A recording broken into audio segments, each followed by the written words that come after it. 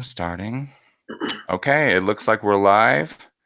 I guess we're just going to chat for a few minutes here, and hopefully we'll have some people join the chat. So while we're starting off, I'll just say that I'm William Green. These are my green pets. And today we are with American Orchid Society Judge Stephen Van Kampen-Lewis, who is gracious enough to be joining us from Austin, Texas. And Steve is a member of the Heart of Texas Orchid Society. And his home judging center is the Alamo Judging Center, which is in San Antonio. Yeah. So, Steve, welcome. Thank you. Good to be here. And maybe tell us a little bit about yourself, what you're doing there in Austin, and how you ended up becoming an Orchid Society judge. Yeah. Well, first of all, I want to say that I'm an associate judge, so I'm not fully accredited yet. Oh, okay. So I'm used to be called a probationary judge. So I'm sort of this intermediate, not full judge, but not a student judge anymore. I'm sort of this in the middle status. So I'm still in the program, still being trained up, and yeah, it's I live here in Austin. The nearest judging center is in San Antonio, which is about an hour away, so it's not that bad to visit once a month. And I'll be heading down tomorrow, actually. Yeah, I'm noticing on your shirt there, actually, you've got a really nice little logo. Yeah, this is the Heart of Texas Orchid Society logo. I figured I'd wear that. Last night my mom and sister and wife and I were talking about this, and they're one of the first things they said, "What are you going to wear?" I'm like, "Shirt? I don't know." They're like, "What? You gotta wear the logo from the society," and it's great advice. Yeah, it really is. Thanks, Mom. Yeah, exactly. But yeah, and then so I grow mostly Cattleyas and Catasetumi. I really like the species a lot, but I do have some hybrids and a few other things. I'm growing outside. I don't think you can really see, but behind me is my collection. Is that your backyard? Yeah. So that's part of my backyard. You can Super nice. it's very nice. We had a bunch of rain lately, so it greened up nicely. And I grow under the shade of these oak trees, and it's still very very bright.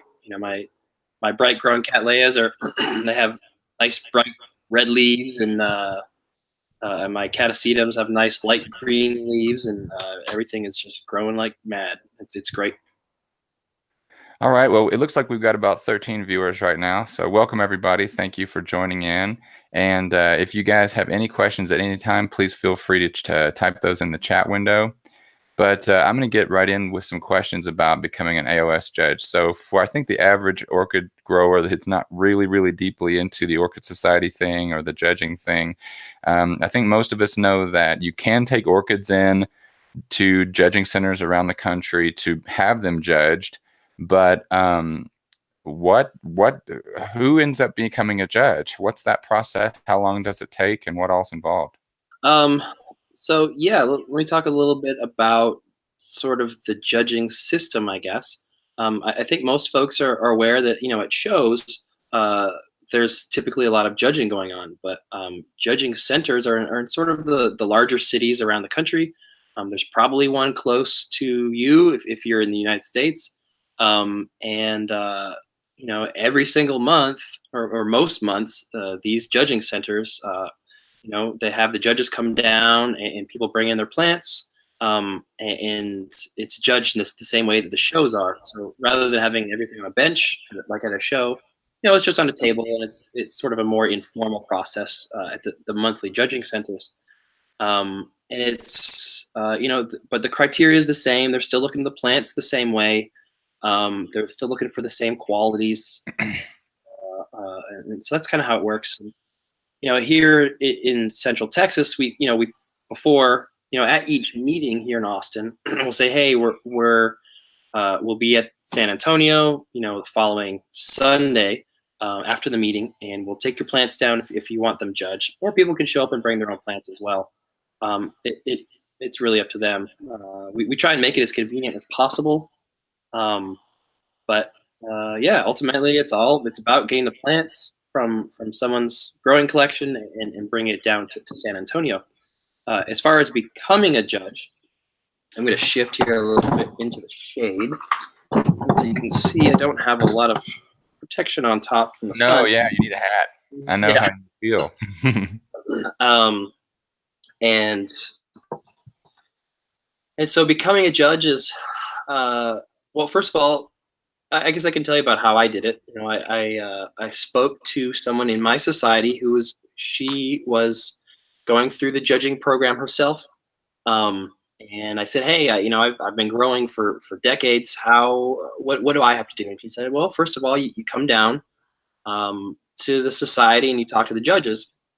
You know, and I had clerked at our shows in Austin before, so I had met some of the judges before, which Okay. is nice. You already kind of familiar with the process. Yeah. So, and when you clerk, you're sort of following the judges around at a show, and you're kind of taking notes, and you're distributing ribbons, and you're sort of doing what the judges ask of you, and you listen to the judge conversation when they're judging flowers, and it's a really great way to sort of get your toes in the water about judging. Um, and so then I went down to San Antonio, and I met them, and there's an interview process. You know, they ask you how long have you been growing? What do you like to grow? One of the questions I wasn't prepared for is what type of books do you have in your collection? Oh, wow. What books have you maintained over the years? And it's a question that is maybe becoming less relevant with internet, but Right, because there's so much information everywhere. Why would you only be limited to books, right? exactly. But I grew up with Rebecca Tyson Northern's home orchid growing, and I've got various classic Cattleyas by the Chadwicks, and just a lot of the old school books. I was growing orchids before the internet was a thing, so um, so I was able to rattle that off. But if you're a person who's going down and for this interview process, be prepared to talk about where you get your information from, and then they it's a I want to say it's an initiation process in that they say, look, this is not this is work. This is you're not getting paid. You're going to be doing a lot of research, and specifically research for 6 years before you can become an accredited judge. And so at each monthly meeting, I give a presentation about the orchids that I've studied. The judges at the society will give me a homework assignment, and I will complete that. And then I'll give a So you have presentation. homework to do. Yes, there's homework. And I've talked to folks from different judging centers, and the homework is, I just assumed it was all uniform. Everybody be doing the same homework at the same time, but it's totally different at each judging center, completely up to the discretion of the judges. So I do monthly homework. I've talked to some folks in California, and they do like a quarterly assignment, but it's a lot bigger than what my monthly assignments are. In Houston, they have monthly assignments as well, but it's a totally different format. It's not. So I give a PowerPoint presentation about a bunch of species each month. In Houston, they do different things. It's really interesting. It's a lot of fun. So while it is work, there is stuff that you're doing. Um, it's probably stuff that I'd be doing anyway, just farting around on the internet, looking up orchid species, and then figure out if I like them or not. What their cultural needs are, and so at least now I get to do this in a more focused effort. Yeah, for sure. But it's interesting too because they're going to have you look up things that maybe you wouldn't necessarily be looking up, right? Exactly. Like I personally, I don't care about paths. Oh, oh, So yeah, and so I would never have really gotten into them if it wasn't for being required to do so for homework, and it makes you appreciate things that you probably don't really care much about. So I get to learn about paths and some of the other groups that I don't grow, bandas or whatever, but it's great. It makes you a really well-rounded grower, makes you more knowledgeable, and you're hanging out with the most knowledgeable orchid growers in your area as well. right. So you're sort of when you're at the society, you're with hobbyists and people who are typically passionate, but that passion is a whole new. It's elevated to a whole different level with the judges. I mean, these judges are dedicated. They're Right. flying around the country a lot of the time to go to different shows and meetings, and they've seen a lot of things, and judged and scored, and the knowledge that each one of these judges has is great, and to be associated with that, and to work with that is a lot of fun. So Yeah, it's I, kind of pulling you up to that level as well. exactly. If you think you know a lot about orchids, you probably do. But boy, those judges, they're gonna show you that there's a lot more to learn. And all the judges that I've dealt with are really enthusiastic about teaching, and that's really one of the cool things about the folks here in Texas, and from what I understand, all across the country, is they love to teach. They're just as passionate as you are. They may have done it longer. They've seen more things, and they're very willing to distribute that information and make I it a think better. that's one of the I think that's one of the cornerstones of the American Orchid Society, right? Education, conservation, and research. Exactly. And all of those tenets really are about getting that knowledge out. And like I said, they just love it, and they do that with great vim and vigor. So how far along in this process of becoming a full-fledged judge are you, and how long does the process take total? So the process is a minimum of 6 years. 6 years. 6 years, yeah. And to go from a student judge to an associate judge, which is where I'm at, takes a minimum of 3 years. So I'm Oh somewhere wow. in the middle. I've been doing it for 4 years, I think. Like, I've kind of lost count, to be honest. Um, so yeah, I'm somewhere in the middle. In a couple more years, I hope to be, a fully accredited judge, and do less homework. Right. Be assigning the homework instead of doing it. Yeah, yeah. I think last time we talked, you mentioned something about, first of all, when judges travel to different events, it's on their dollar. And if you're a judge, you can't always judge at the same center. Tell us a little bit more about that. Yeah, so in addition to the monthly, there's sort of minimum criteria. You have to show up to, I believe it's 10 monthly meetings per year, and then you have to do two out of center judgings at minimum. So Is that per month or per year, you said? per year, Per per year, year, okay. That's yeah, not terrible. you should have 10 or 12 judgings per year under your belt, and the out of center judging is to get you to meet other judges, and it's to get you to see different plants that maybe aren't being grown in your area. Um, so a lot of folks are like, well, I don't have that much money, I don't uh, I work, I don't necessarily have time to go around the country. Um, and and I agree. There's a lot of the judges are retired, so they've got lots of time on their hands. They've probably got some extra money. I am not one of those people. I've got two young children. One is my eldest is 4. My youngest is about 19 months. I'm not making a whole bunch of money, Right. and so time and money are precious to me. So but luckily I'm within 3 hours.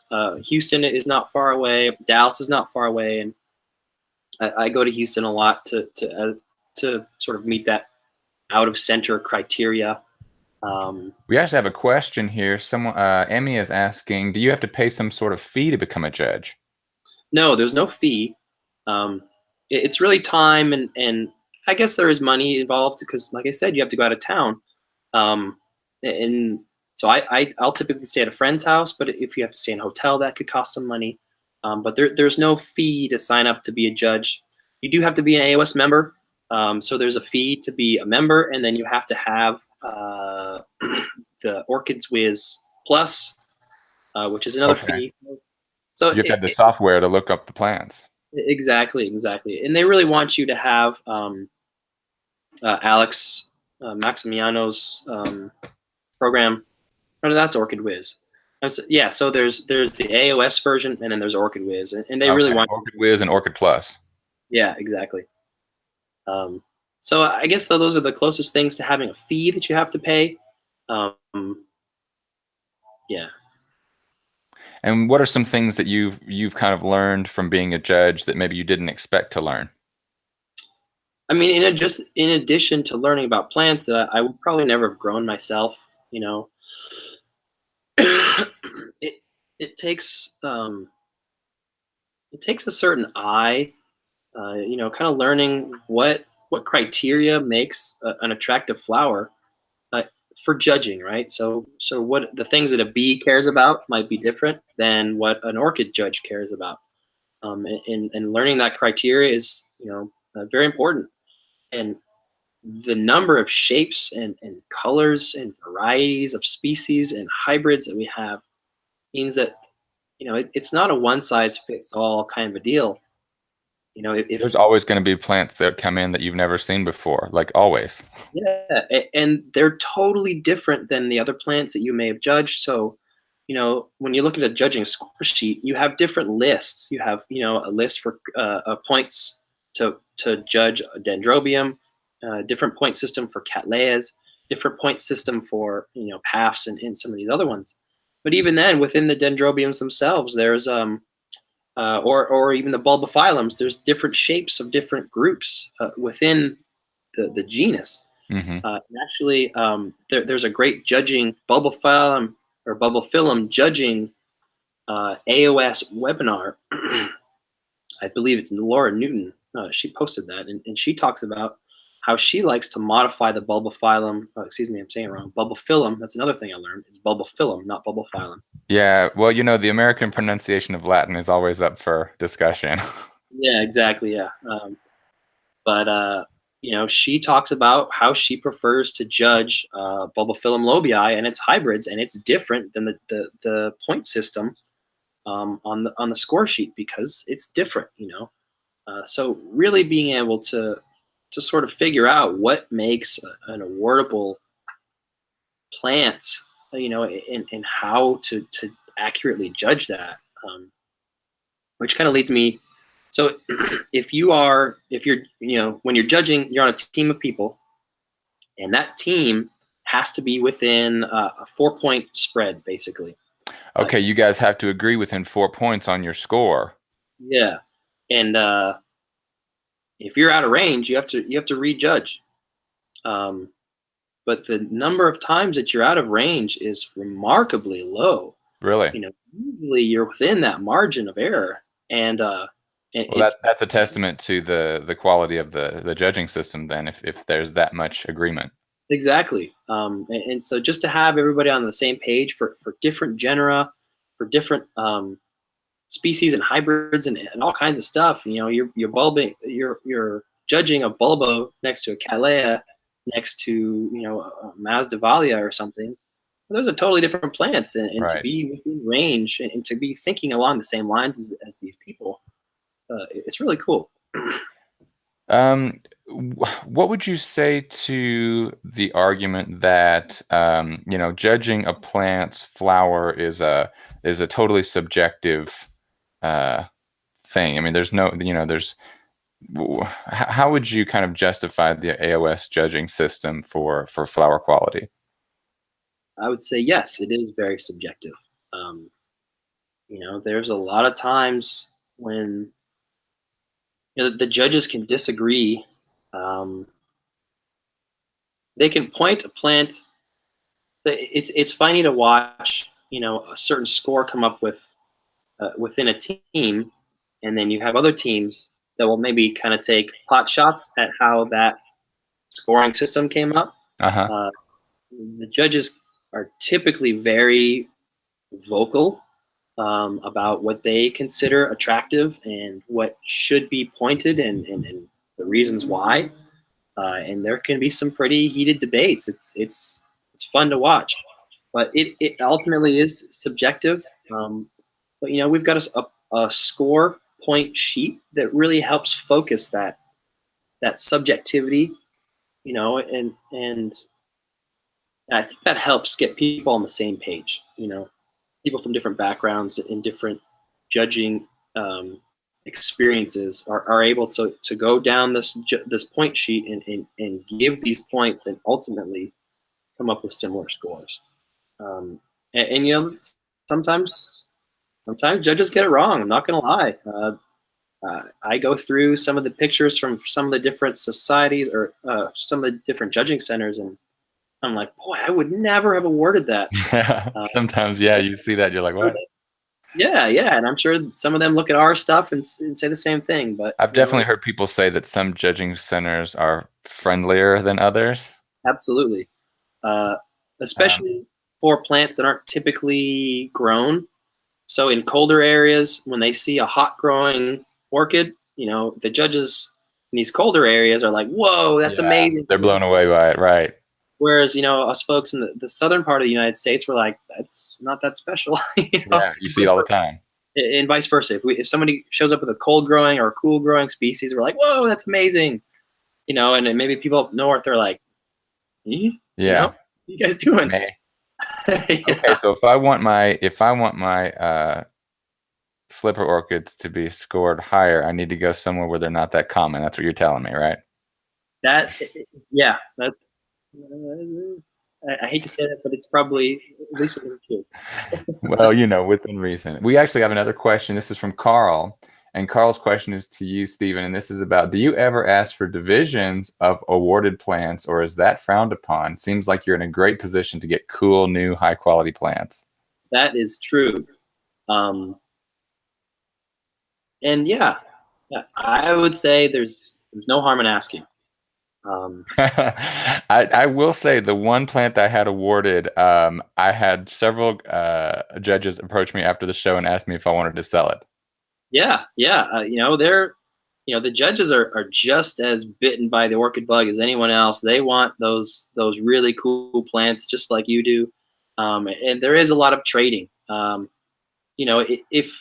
If you are an unfamiliar face, I would say that maybe you have less of a chance of getting some of these cooler divisions. But friends swap plants all the time. So if you're going to the shows and you're meeting the folks and maybe you're clerking or you become a judge yourself, you definitely have access to some of these really amazing plants. And there is judging, and I would say it is not taboo to ask for a cutting or some pollen or I would be absolutely just honored to yeah, be approached by, somebody who's seen thousands of plants in their lifetime, judged all these, and they're coming to me asking for a peace of mind. Yeah, I'd be really flattered.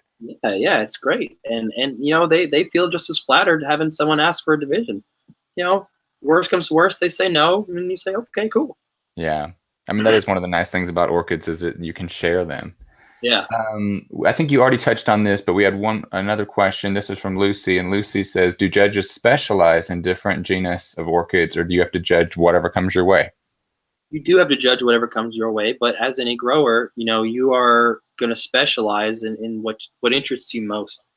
And when the teams are created, I think that the teams are created so that the knowledge of the judges is fairly broad. So if somebody specializes in Cattleyas, they might not get put on the same team as four other folks who specialize in Cattleyas. They're going to mix it up so that you can judge. Um, you can accurately judge a whole host of different plants, even though you are more interested in Cattleyas or Catasetums or whatever. Right. Well, on that note, let's move on to our next topic. Of course, guys, any viewers, if you have any questions, feel free to pop them up there any time, and I'll get to you.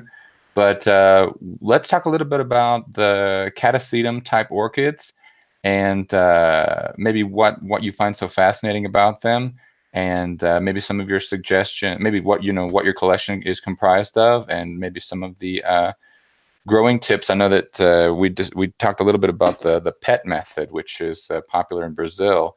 So yeah, talk to us about the catasetum, Stephen. Sure. I kind of had a little chuckle when you said, let's talk about what makes them so interesting to you. Because that looks great. This is not looking so good, but we'll talk about this in a minute. Yeah. Honestly, I don't know why they're so cool. They're weird.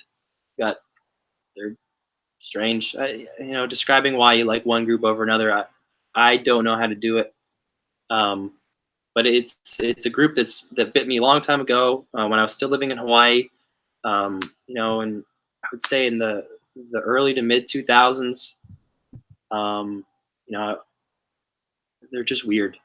I like I more. will say when I was in Mexico last Christmas and I had a chance to see several catasetums growing in the trees there, and I was so surprised at what the roots did. The roots almost they formed like a nest around the base of the plant in the wild, and I was like, that is so crazy because I don't really see that in the plants that I have, but maybe I just haven't left them alone long enough. I'm sure every time you repot, you would kind of ruin that. But it was really interesting to see how the roots formed this ball around the plant, and I guess that would just help it to absorb stuff, absorb nutrients, absorb. Yeah. So what it is so not all of them do that. Okay, If you have a hybrid, it depends on the background. But yeah, you can get this big ball, and I'll show you. Well, I'll just show you right now. Stevens brought some props for us, everybody. Yeah, Hope this is you're hope you're interested in Catasetum catasetums, expansum. because It's it's got some, it's got a spike here, and you can see the ants are still on it, getting those juices off, oh yeah, and and maybe keeping the pests off too. That's my theory on ants. absolutely, you can see that it's forming a nest with the roots that are going straight up. I don't know if you're able to see that Yeah, well I or not. can see them. They're coming straight up out of the medium. Yeah, and I've always understood the thought is um, that it's creating sort of a way to capture detritus falling down. So Okay. so when the leaves come down, rather than just them, going down in the ground, these root balls are able to collect, detritus, which ultimately is fertilizer. And we're Uh, talking about just pieces of leaves, pieces of bird poop, anything that's basically washing out of the tree, right? exactly, exactly, and it just holds it there. So as it decays, it creates this high nutrient mass, which if you've grown catasetums before or their allies, they are nutrient hungry critters. They want as much fertilizer as you can throw at them, um, and as much water. They don't really like to dry out when they're actively growing. And so I'm not sure why this method was developed, but let me talk about the PET method. I switched. I've been growing Cattleyas and Catasetums for many years, and this is the first year that I switched to the PET method or the PET method. I'm assuming it's a Brazilian acronym. I don't know what it stands for. I'm Uh, wondering if it doesn't just mean like PET bottles, like the recyclable PET bottles. that's a great. That's as good an explanation as I. So here, actually, this is the nicest looking one, which is why I brought it. It was just sort of this plastic vase that I wasn't using. All my other catasetums that I'm growing this way are in, old soda bottles. So the kind of it's not a beautiful way to grow your plants, but hey, the plant Yeah. loves it. Yeah, they look great. Who cares? This is amazing. Um, and catasetums are they're when it comes to media, they're pretty bulletproof. You can people are always fretting about what to pot them in. Just pot them up. They'll grow in whatever it is. I've heard of people growing their catasetums in cow manure. That as Wow. long as it's in lots of water and That's lots of fertilizer nutrients. for you. Yeah, yeah. I've got So mine in it is this cocoa fiber, yeah, and it's in a net pot. But yeah, my roots are not nearly look as good looking as yours. yeah. Yeah. I think you know this is holding water. So you can see here that there's holes in the bottom. So from here down is a water well. Oh, okay. It's kind of like the semi-hydro method with that two dots. Yeah, exactly. And on the bottom, I have inorganic media. I grow epiweb. I've seen other folks. If you go to PET Catasetum on YouTube, you can find lots of different ways to grow it. Lots of advice, and folks showing you how to do it. I don't, like I said, I don't speak Portuguese, so if you don't either, you might not fully understand what they're saying, but you can clearly see what they're doing. It's this inorganic media on the bottom, which sits in the water well. And then I have Orchiata large grade bark in the middle here. And then the top, inch or two is sphagnum. And I did that for all the plants. And I mean, you can see the previous year's growth are this big. Mm-hmm. year's growth This is year's more growth is like it's like 5 times bigger. It's huge. monstrous, and this is reproduced on all the plants that I have growing in this method. It's amazing. This is the third spike for the year for this one. It wouldn't surprise me if I get another spike during dormancy. I'm pretty excited by this. Can you tell us what plant that is? This is Catasetum expansum. It's a fairly common species. It's one of the base species in a lot of the breeding. It is a very round, circular flower. Looks a lot like Pileatum, little smaller flowers. Grows similarly. Loves hot, bright conditions. You know, I had this guy outside in my Texas heat all summer long, and we had over 50 days of temperatures at or above 100 degrees this summer, and How was your humidity during that time? it can drop pretty low. It gets down to 20%, Ooh, and they don't care. wow. They're, like I said, they're hardy. All right, we got a couple questions. One says, this is Martin, and Martin says, would you grow Sagnoches the same way as Catasetum? Yes, yeah, they're very similar. That they want lots of nutrients, lots of moisture during the growing season, and then they want to be bone dry all winter long. That's one of the cool things about this group is once they're dry, you throw them in a corner and you forget about them for half the year. Do they need light during that dormancy? They do. I think natural light is good. You know, they're kind of following the cycles of the seasons, and you know, light is an important cue for that. You can, if you're growing under lights, um, you know, indoors, you can just alter. So, you know, when I bring these guys inside during the winter, during the cold months, I'll knock off an hour, you know, as we're getting closer to December. And once we get to December, I'll start adding an hour each month. So there's sort of an artificial life or solar cycle, and that helps bring them back from dormancy. Okay. But ultimately, yeah, the Cycnoches or Cycnoches, depending on your Latin, is very similar to Catasetums. Okay. Let's see. Marco Antonio is asking us, when's the best time to repot a Catasetum type?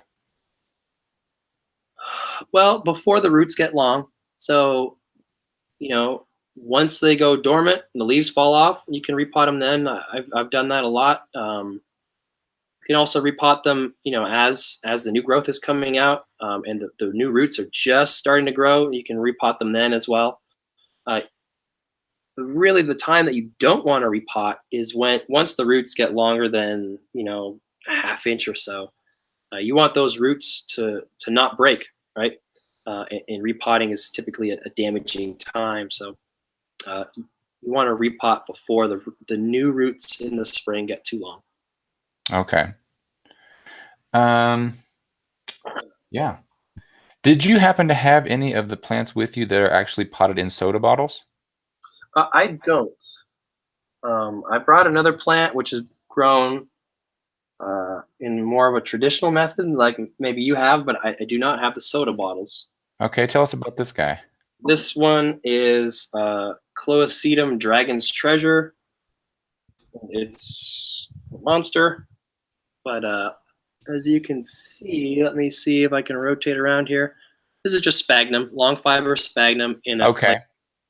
and this is what most people grow their orchids in the United States, including Fred Clark and many other very successful orchid growers. And as you can see, Fred Clark, by the way, for you viewers, Fred Clark, if you're not sure who Fred Clark is, he is kind of the definitive breeder of the Catasetum types.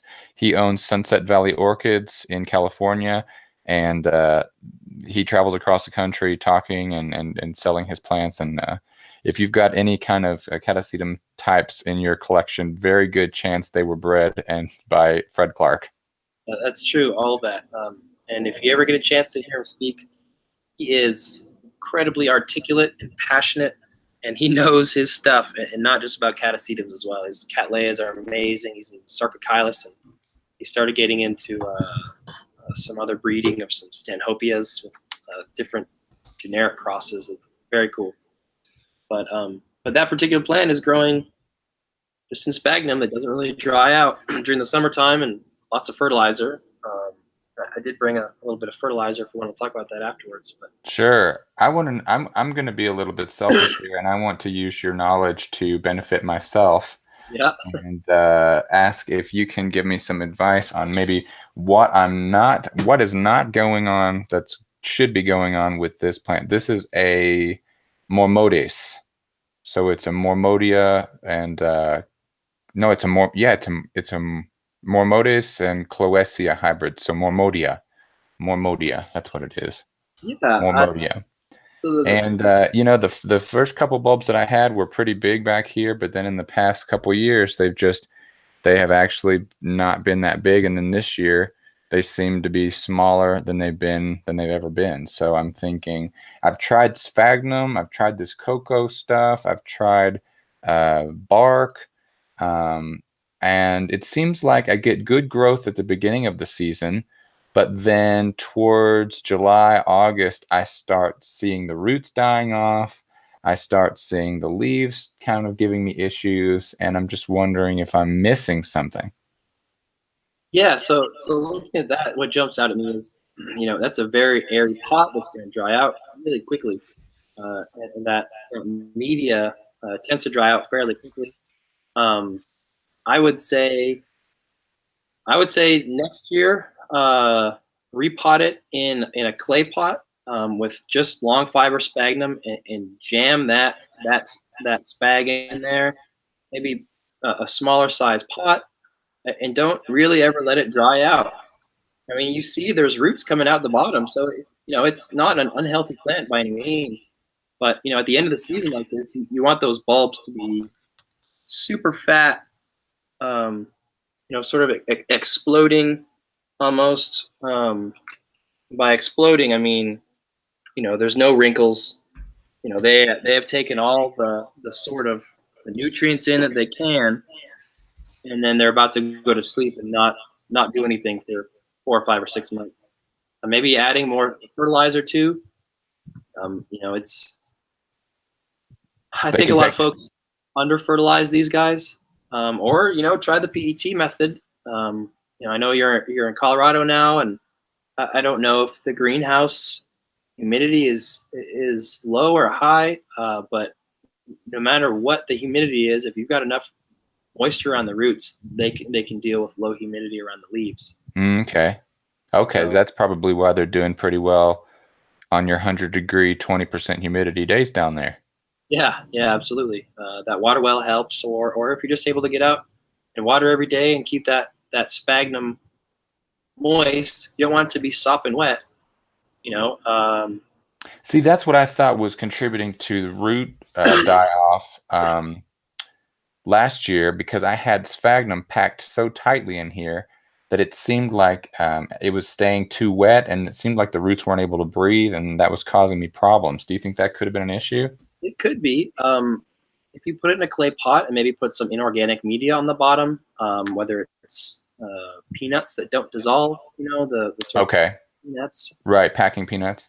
some epi web like I use in my PET method, or just rocks, and that'll keep a little bit of space on the bottom for air to kind of move around, and then you can keep that sphagnum real wet, or not real wet, but moist at all times. And if you Right. put it in really tight, um, it's kind of counterintuitive, but that it dries out a little quicker and it stays a little more airy the tighter you pack it. It's really when you keep the sphagnum loose that it just stays sopping wet. Really? Oh, There's because it can't wick itself out maybe quick enough or kind of like a sponge, Once you squeeze that sponge down, it's not going to hold that as much water. But once you open up that sponge and then you dip it in okay. water, it's going to stay wet for a long time. Yeah, that makes sense. Yeah. But it's not counter. It is counterintuitive. Let's see. Now this is an interesting question. Carl's Orchid Party. We all want to go to Carl's Orchid Party Yeah, sometime. so fun. But Carl's asking, what are some of the most fragrant species you've ever experienced? And assume he's looking at the Catasetum types, but if you can think of any others, you can mention those too. My favorite is the Cloacias and their hybrids. They are intensely fragrant. I'm not going to lie. If a plant is not fragrant, those are major minus points in my opinion. I Oh, love, no wonder you don't like the slippers. yeah, absolutely. That's a huge. If they smelled, if they smell as good as Cloacia, I would probably change my mind on the slippers. But yeah, it's the Cloacias, and like I said, they're hybrids. Get that scent, and it's very strong, and it's. I'm not good at describing scents, but it's sort of that typical anise, that sweet anise scent, and it can be kind of over. Menthol, licorice, Yeah, chemically. some of the different Cloaces especially can have that menthol, and there's a lot of different notes in there, and don't know that I'm good at describing that. Yeah, orchid fragrances is a whole new set of vocabulary terms in itself. It would be interesting if the AOS did um, judge plants for fragrance, because there are some flowers that are never going to be that pretty. But man, can you imagine if they bred for fragrance instead of flower?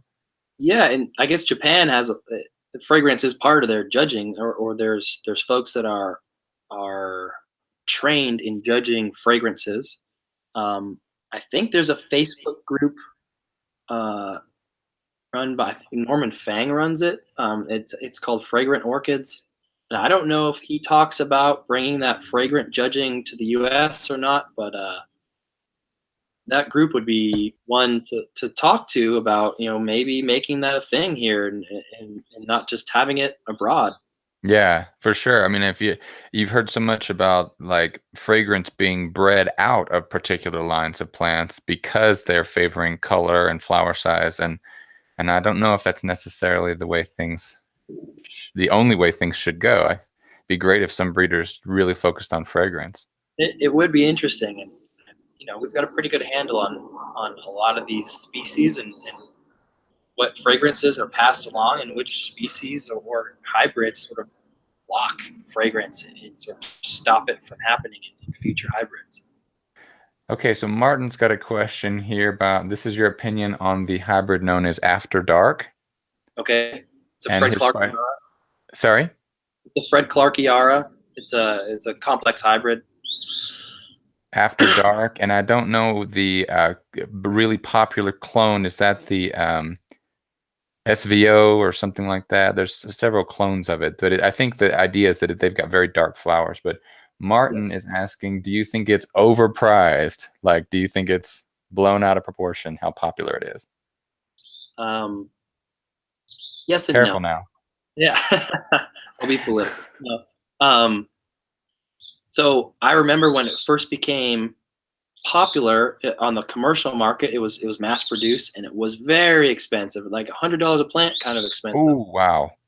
So to see it now priced at 20, sort of standard Catasetum prices, I think is fair. There's so much breeding that's been done with Fred Clarkiaras and Monier which is another complex hybrid, which has produced a nearly black flower. That's the Millennium Magic Witchcraft, am I right? Exactly. And Monier Ara is also named after one of the bigwigs in breeding, Jean Monier. Um, and I don't know that it's overpriced anymore.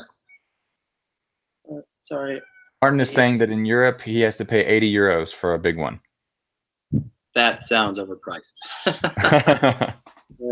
Okay, you heard it here first, Martin. You're paying Yeah, too much. but hey, if it's not available over there, then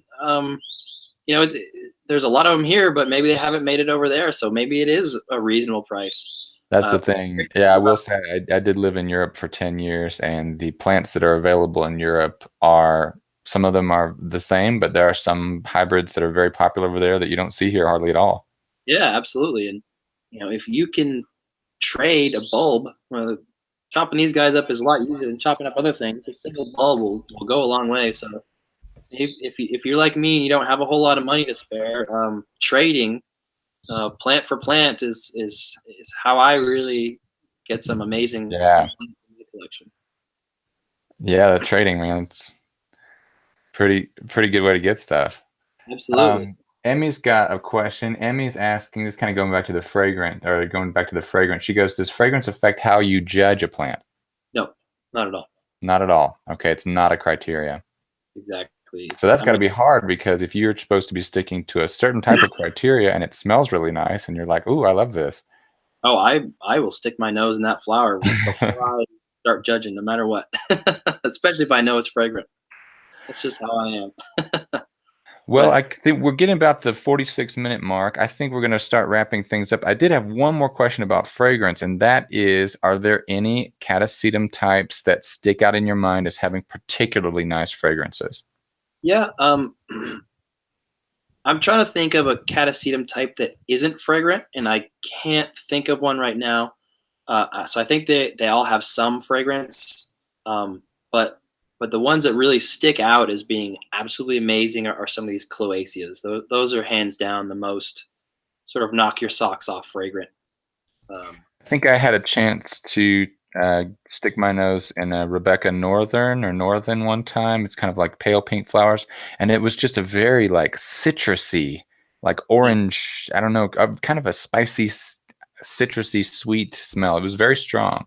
yeah, and that's one of the ones that I love, and that's just a cloacia, and they that both of its parents, both of its species in the background are really fragrant, and that's passed on to that hybrid. Um, and yeah, you've got notes of citrus in there, anise. I want to say that there's a little bit of pine in there. Uh, Menthol, perhaps. yeah, maybe some menthol. It's great. All right. Well, let's see here. We've got a question from Roger. Roger says, "How close to the BOC rules do the AOS judges apply at Orchid shows?" And I'm assuming BOC is the European Union rules versus the AOS rules. Are you familiar with the similarity there? Unfortunately, I'm not, so I Okay. wouldn't be able to comment on that. Okay. Yeah, Yeah. it'd be interesting to know. Maybe, Roger, maybe we could discuss sometime what those rules are, and then we could compare those with what Stephen knows. So if you actually go onto the AOS website, the the handbook for judging or for just everything about the AOS is available online, and Okay. score sheets are also available online. Okay. Examples. You could probably put the score sheet side by side and see how the points are different, and see in the handbook what some of the criteria are for awarding plants in the different types of awards. Okay, yeah, it's cool. Yeah, I think you can get on there and you can look up every single type of category and every type of, criteria that they're judging by. It's just flipping through a lot of material. Annie Yeah. asks, Stephen, do you have an idea more or less how many orchids you have judged thus far? No, I don't. Um, it's probably in the hundreds. I don't think I've reached thousands yet, like some of my judge friends and colleagues that have been around for. So I've been growing since the early '90s, but I've only been judging for about 4 or 5 years. Okay, and so we're looking at maybe 15 to 20 plants per judging session? No, well, at a show certainly, and more than that. Um, but at our judging center, sometimes occasionally there's none to look at, which is frustrating, but other times there's 10 or 20. So it's a pretty good mix, but I would say on average, we look at 6 plants. Probably this year we probably looked at six or more plants at each monthly meeting. um, Okay, so 6 times 12 is, what is that, 72 plants per year? I mean that would just be sort of this year, from the judging centers, and then you add the shows on, and you get a couple hundred plants entered at each show, and then you look at all the different plants. Each team will get assigned a certain group of plants, and you'll look at if you're assigned Cattleyas, that can be a lot of plants. Um, yeah, like I think in the hundreds. Maybe not quite 1,000 plants, I would say. Quickly approaching 1,000, we'll say. Yeah, yeah, and the more the better. Stephen, it has been a pleasure talking to you, sir. I appreciate the invite, and I really enjoyed this. And anytime you want to do this again, let me know. And Oh, we can you say, can count on it because one of our topics was going to be Cattleyas. I know that you've been into Cattleyas for a long time. I've got a flask of 4-year-old Cattleya Rex seedlings that I'm just dying to talk about all the time. And the nursery that I'm keeping my orchids at really specializes in Cattleyas as well. So hopefully our next session we can really dig into the Cattleyas and talk about all there is to talk about with those plants. Yeah, I want to say that I know you've been posting pictures for a long time about those Cattleya Rex on Orchid board, and following along has been a lot of fun. So I hope you keep posting on that, and I look forward to those blooms when they happen. No kidding. I'll be honest. I'm fingers are tightly crossed to the point where blood is no longer flowing. So hopefully it will be. We'll have something. We had a sheath this past summer. Hopefully next summer we'll actually have something in that sheath. Heck yeah, that sounds great. All right, Stephen. Well, just like to thank you guys for joining in, all of our viewers, and thank you, Stephen, once again. And just wanted to say that we'll hopefully be back next week with a regular orchid update, and we'll be talking to Stephen soon again. So thank you guys, and that's going to do it for today. Stephen, if you would just hang on for a second, I'm going to stop the broadcast. And all right, so thanks, guys. See you later.